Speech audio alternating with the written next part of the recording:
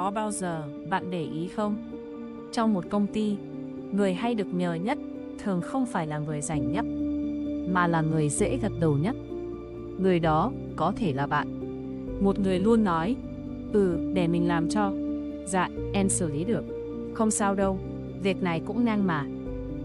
Rồi đến một ngày, bạn ngồi trước màn hình lúc gần 10 giờ đêm. Văn phòng đã tắt bớt đèn. Hộp cơm bên cạnh cũng nguội lạnh. Tin nhắn của mẹ hiện lên. Con ăn tối chưa? Và tự nhiên, trong lòng bạn nghẹn lại.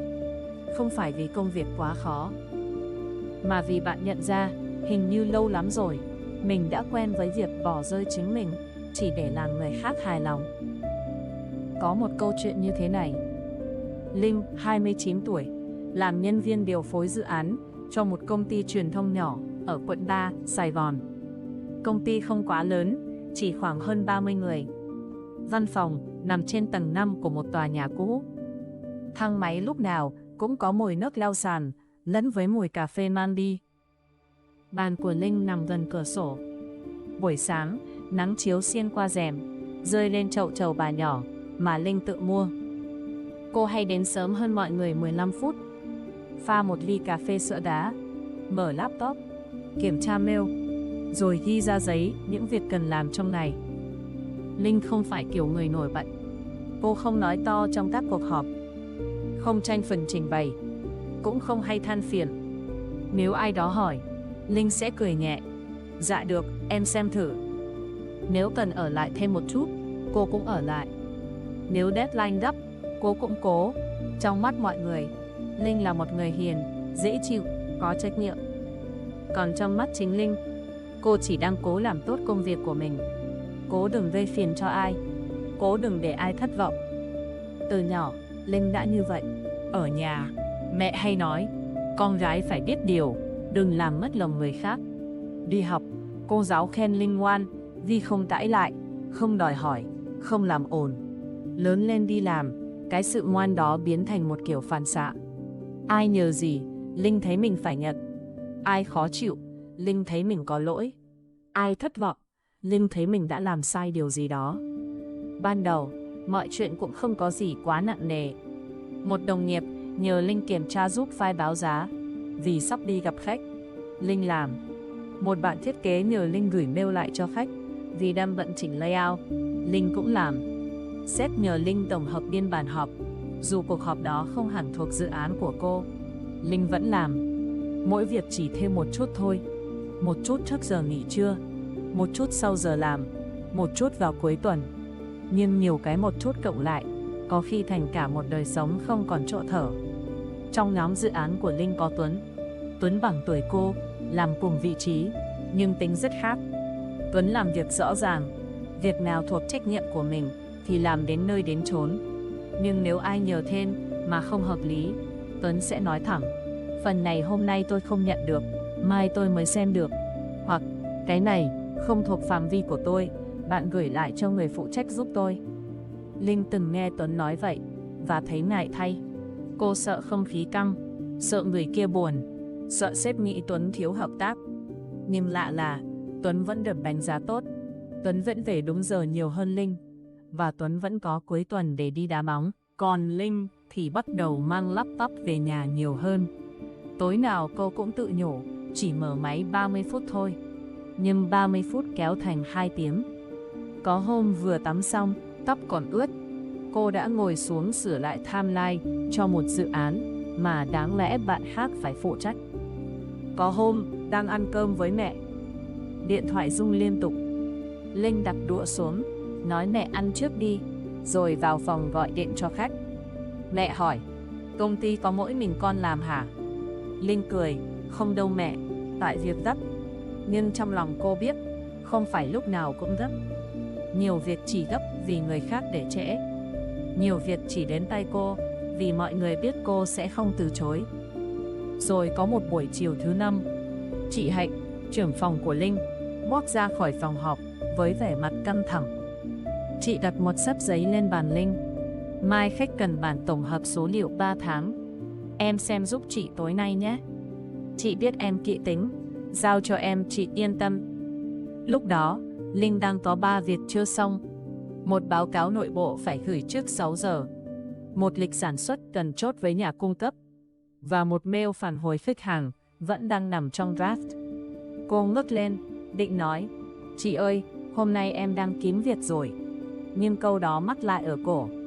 Chị Hạnh nhìn cô, chờ đợi.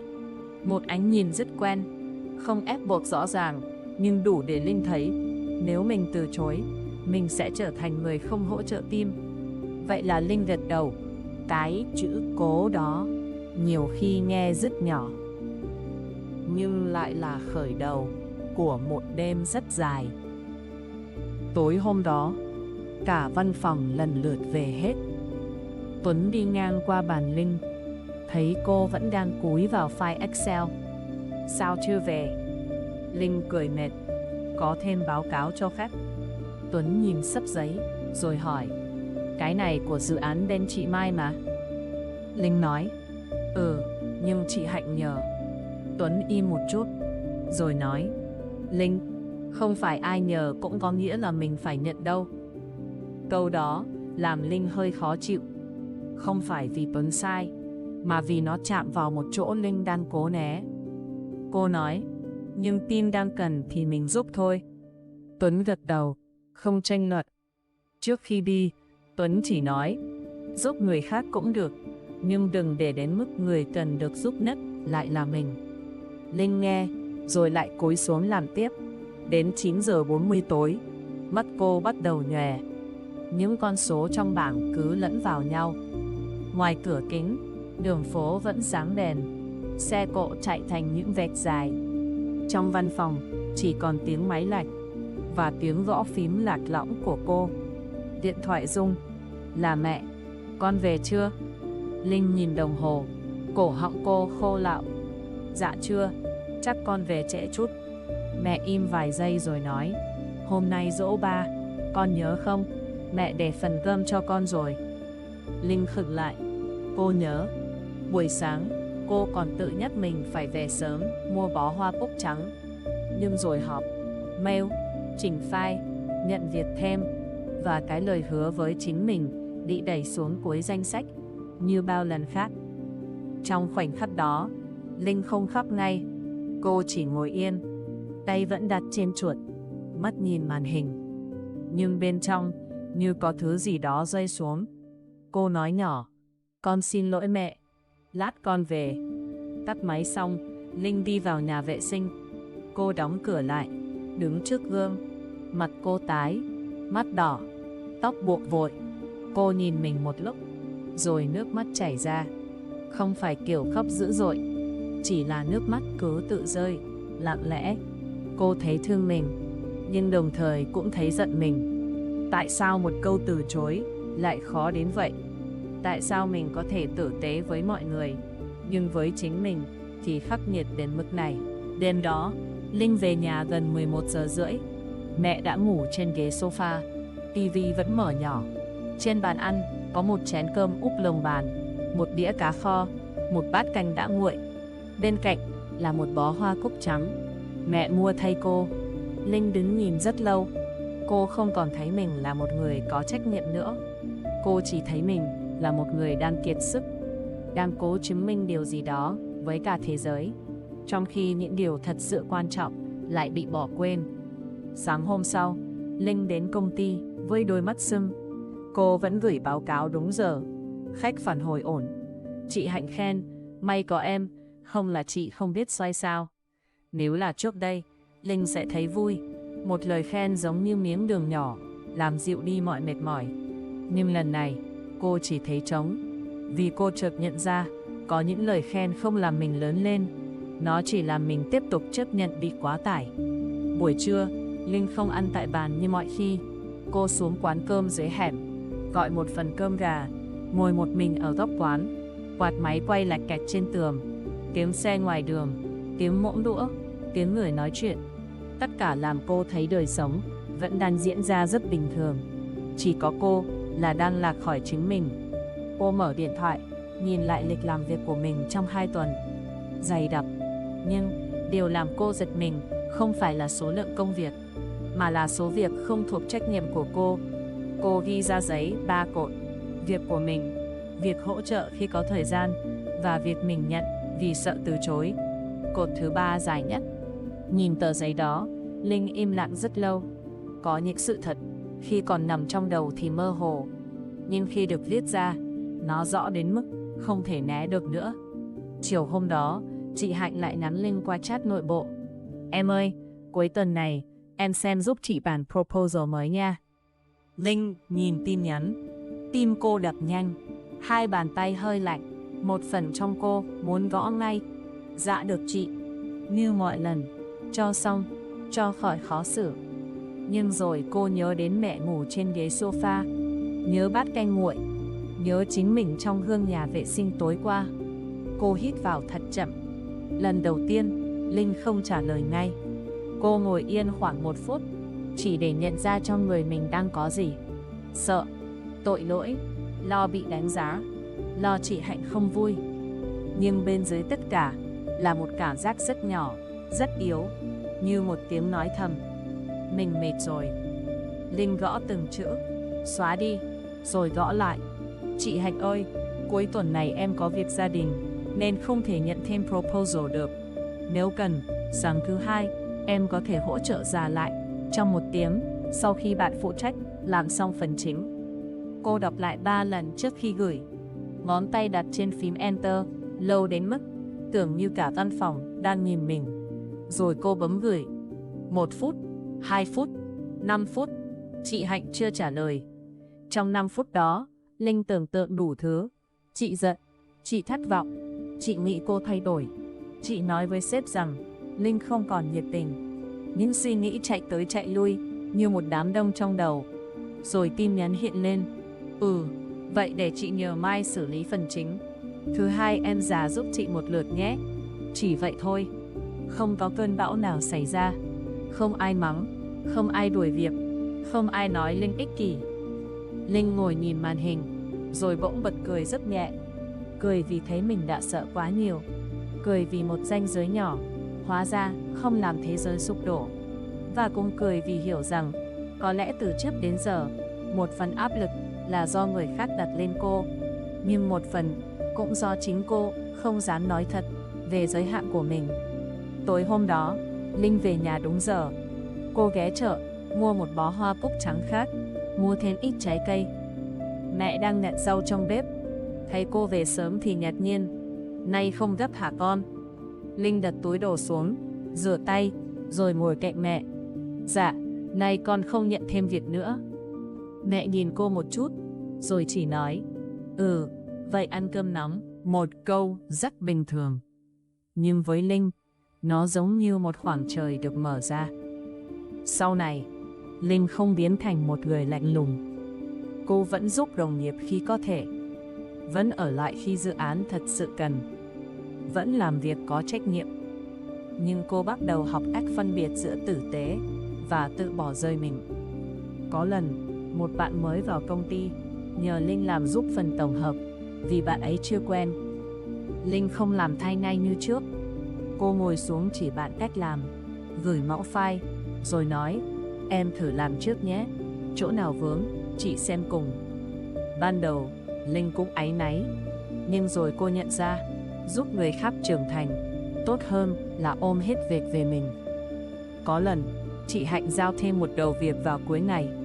Linh nói rõ: "Hôm nay em đang có 2 deadline. Nếu việc này ưu tiên hơn, chị giúp em chọn việc nào rời lại. Còn nếu không, em sẽ xử lý vào sáng mai." Câu nói đó không căng thẳng, không chống đối. Nó chỉ rõ ràng. Và sự rõ ràng, nhiều khi chính là một dạng tử tế. Nhìn lại chuyện này, ta mới thấy một điều rất đời thường. Trước khi nói có với ai đó, mình cần biết mình đang nói không với điều gì. Nói có với một việc thêm, có thể là nói không với bữa cơm gia đình. Nói có với một deadline không thuộc về mình, có thể là nói không với giấc ngủ. Nói có vì sợ bị ghét, có thể là nói không với sự thành thật trong lòng mình. Trong tinh thần Phật học ứng dụng, có một cách nhìn rất gần với điều này. Từ bi không chỉ hướng ra ngoài, từ bi cũng cần quay về với chính mình. Nếu mình cứ nghĩ thương người là phải chịu hết, nhịn hết, gánh hết, thì có khi lòng tốt của mình dần biến thành sự kiệt sức. Mà một người đã quá mệt thường khó tiếp tục tử tế một cách lành mạnh. Tử tế không có nghĩa là lúc nào cũng sẵn sàng. Tử tế không có nghĩa là để người khác bước qua ranh giới của mình rồi im lặng chịu đựng. Tử tế càng không có nghĩa là phải chứng minh mình hữu ích bằng cách luôn luôn hy sinh. Có một kiểu tử tế trưởng thành hơn, đó là biết giúp trong khả năng của mình, biết nói thật mà không làm tổn thương, biết từ chối mà không coi thường người khác, biết đặt ranh giới để những mối quan hệ không bị âm thầm tích tụ oán giận. Vì thật ra, khi mình không dám từ chối, mình thường tưởng là mình đang giữ hòa khí. Nhưng bên trong, sự ấm ức vẫn lớn lên từng chút. Mỗi lần gật đầu, trong khi lòng không muốn, mình lại tâm thầm trách người kia sao không hiểu cho mình. Nhưng người kia có khi không hề biết. Họ chỉ thấy mình vẫn đồng ý, vẫn làm được, vẫn ổn. Và thế là một vòng lặp bắt đầu. Người khác tiếp tục nhờ, mình tiếp tục nhận. Rồi mình mệt, mình buồn, mình giận, nhưng vẫn cười. Muốn thoát khỏi vòng lặp đó, không nhất thiết phải làm điều gì dữ dội. Không cần tuyên bố, từ nay tôi không giúp ai nữa. Không cần trở nên gai góc. Cũng không cần nghỉ việc ngay lập tức, chỉ vì một giai đoạn quá tải. Dĩ nhiên, nếu sự quá tải kéo dài, nếu bạn bị ép buộc, bị đe dọa, bị bắt nạt, hoặc thấy môi trường làm việc đang làm mình kiệt quệ từng ngày, thì việc tìm thêm sự hỗ trợ là rất cần thiết. Có thể là trao đổi với người quản lý phù hợp, bộ phận nhân sự, một người thân đáng tin, hoặc chuyên gia tâm lý, nếu bạn thấy mình không còn tự xoay sở được.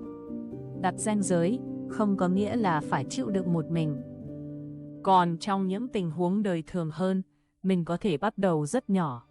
Lần tới, khi ai đó nhờ thêm việc, thay vì trả lời ngay theo phản xạ, mình có thể dừng lại vài giây, chỉ vài giây thôi. Hỏi mình có thật sự còn thời gian không? Việc này có thuộc trách nhiệm của mình không? Nếu nhận, mình sẽ phải đánh đổi điều gì? Mình đang đồng ý vì muốn giúp hay vì sợ bị đánh giá? Nếu chưa chắc, mình có thể nói, để mình xem lại lịch rồi phản hồi bạn sau. Câu đó đơn giản, nhưng nó tạo ra một khoảng thở giữa phản xạ làm vừa lòng người khác và lựa chọn có trách nhiệm với chính mình. Khi cần từ chối, mình có thể nói bằng lời đúng mực, không cần giải thích quá dài, không cần xin lỗi như thể mình làm sai. Ví dụ, hôm nay mình không nhận thêm được vì đang có deadline khác, hoặc phần này mình không phụ trách, bạn trao đổi với người đang giữ đầu việc nhé. Hoặc mình có thể hỗ trợ bạn kiểm tra sau khi bạn làm bản đầu tiên, chứ không thể làm thay từ đầu. Những câu như vậy không làm mình kém tử tế, nó chỉ giúp mọi thứ rõ ràng hơn. Và nếu cảm giác tội lỗi xuất hiện, cũng đừng vội mắng mình. Những người hiền, những người quen chiều lòng người khác, thường không thể thay đổi trong một ngày. Mỗi lần đặt ranh giới, trong lòng có thể vẫn run, vẫn sợ, vẫn thấy mình có lỗi. Nhưng cảm giác có lỗi không phải lúc nào cũng là dấu hiệu mình làm sai. Đôi khi, nó chỉ là dấu hiệu mình đang bước ra khỏi một thói quen cũ. Mình cũng vậy. Có những lần nói không xong, cô vẫn về nhà nghĩ lại. Không biết mình nói vậy có quá cứng không? Không biết người ta có ghét mình không? Nhưng rồi, cô học cách nhìn vào kết quả thật, thay vì những nỗi sợ trong đầu. Công việc vẫn chạy, đồng nghiệp dần tự chủ hơn. Chị Hạnh cũng bắt đầu phân việc rõ hơn, vì Linh không còn là nơi mặc định để đổ mọi thứ vào phút cuối. Quan trọng hơn, Linh ngủ tốt hơn, cô ăn cơm với mẹ nhiều hơn. Cuối tuần, cô có thời gian giặt chăn, tưới cây, đi bộ một vòng công viên, gọi điện cho một người bạn cũ. Những việc rất nhỏ, nhưng làm cô nhớ rằng mình không chỉ là một nhân viên, mình còn là một người con, một người bạn, một con người có thân thể, có cảm xúc, có giới hạn và có nhu cầu được chăm sóc. Có lẽ trong chúng ta, ai cũng từng là Linh ở một giai đoạn nào đó. Sợ bị nói là ích kỷ, sợ bị xem là không nhiệt tình, sợ chỉ cần mình từ chối một lần, hình ảnh người tốt trong mắt người khác sẽ vỡ ra. Nhưng người tốt không phải là người không bao giờ nói không. Người có trách nhiệm không phải là người gánh cả phần việc không thuộc về mình. Và người tử tế không cần phải tự làm mình cạn kiệt để chứng minh lòng tốt.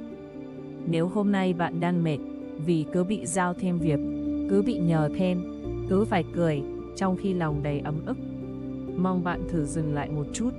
Không phải để trách mình yếu đuối, cũng không phải để trách người khác quá đáng, chỉ để nhìn rõ hơn mình đang ở đâu trong câu chuyện này, và mình có thể bắt đầu chăm sóc ranh giới của mình bằng một câu nói nhỏ nào. Có thể là hôm nay em không nhận thêm được. Có thể là em cần biết việc nào ưu tiên hơn. Có thể là em hỗ trợ được phần này nhưng không thể làm toàn bộ. Có thể chỉ là để em kiểm tra lại rồi trả lời chị sau.